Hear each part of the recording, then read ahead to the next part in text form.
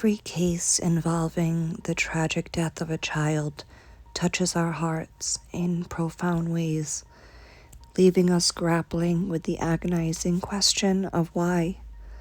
It's nearly impossible to fathom how anyone could deliberately cause harm to a child, someone so innocent and full of potential.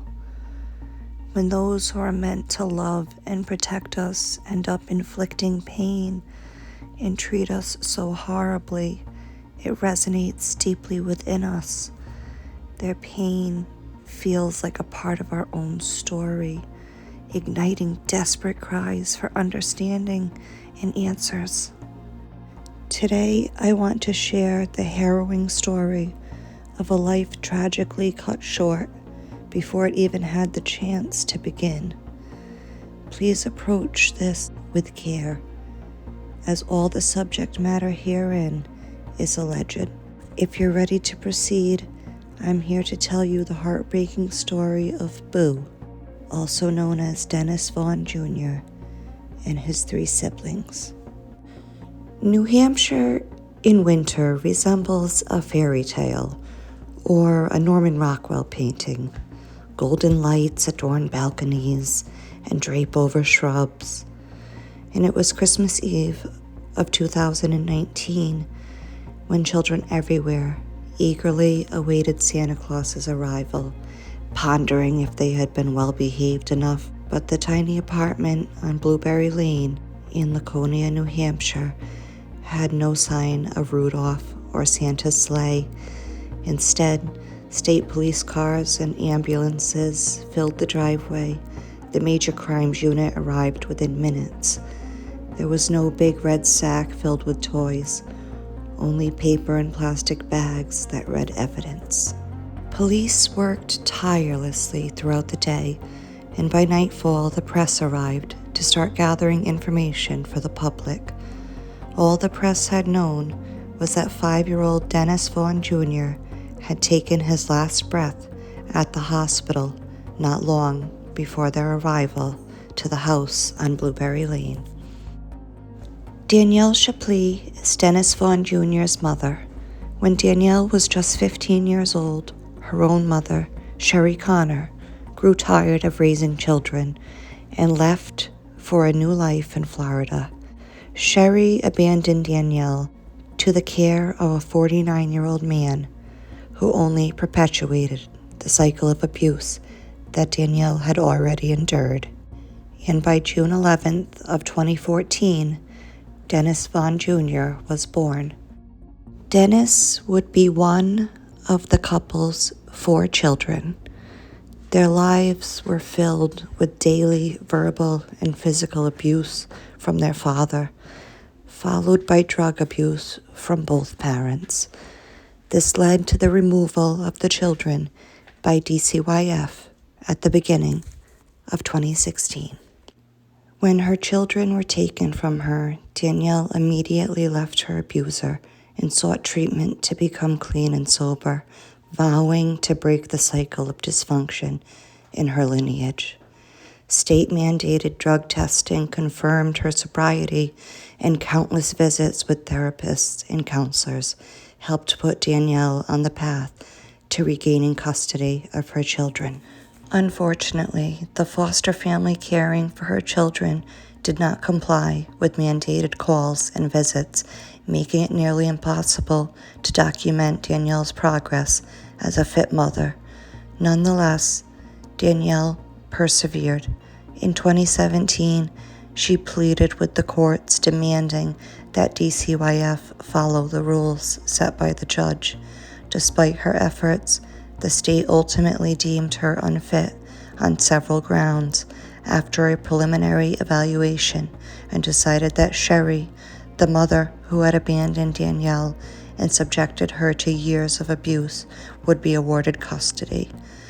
Even so, Danielle gave her the benefit of the doubt and hoped her mother had matured enough to care for her grandchildren.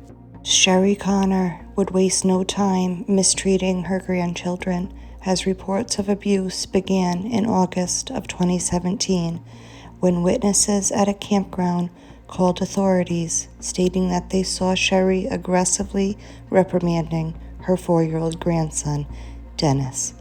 She grabbed him by the neck and face, hit him repeatedly, and dragged him by his arm, eventually tossing him into a tent where he continued to cry.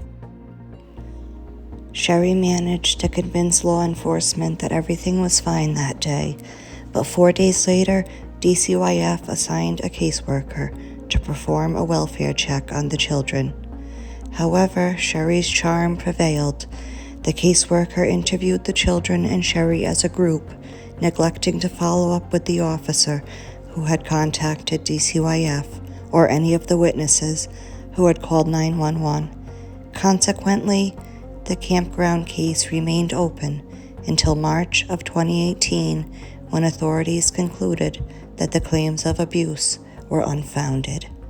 Please use discretionary measures as we continue. The story gets worse from here. Between April 17th and April 30th of 2018, 6 isolated reports were filed by the Vaughan Children's School nurse on allegations of abuse. Dennis's brother had suffered a contusion accompanied by various scratches, abrasions, and bruises on his wrists, arms, and face. The contusions were so severe that the school contacted Sherry Connor and told her that she would need medical documentation of the injuries before the child could return to school. The reports continued for several months, with neighbors alleging this wasn't just abuse. They suspected the children were being tortured, all of which was ignored by DCYF. Some of the claims stated the children were denied necessities like food and water, sometimes drinking from the toilet bowl in their fight for survival. But if they were found drinking toilet water, they were beaten. Sherry also made the children wear diapers to school to humiliate them and were expected to relieve themselves in 5-gallon buckets instead of the toilet.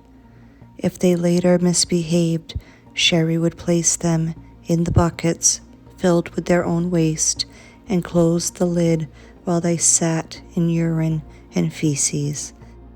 At home, the children were forced to run up and down stairs in frigid New Hampshire weather, completely nude, until their little malnourished bodies gave out. Hot sauce was poured on their genitalia, and they were often bathed in ice water, repeatedly having their heads dunked as they gasped for air.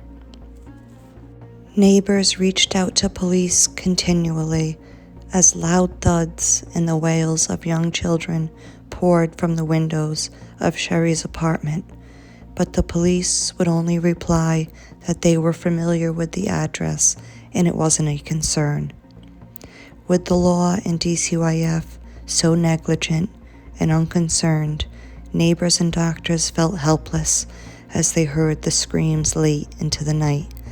The abuse was so bad, it prompted one neighbor to move because he couldn't witness the abuse as Sherry stomped on her young grandchildren, straddling herself on top of them and smothering their faces with pillows. Danielle shared the frustration with the neighbors. Sherry had called Danielle's phone accidentally one night and ended up leaving a voicemail. On that voicemail, Sherry was heard slapping and berating one of the children, saying, "I can't wait to get rid of you, you effing piece of S. You dirty effing dog." And still, nothing was done to save these children until one day when nobody could ignore what was in clear sight of them.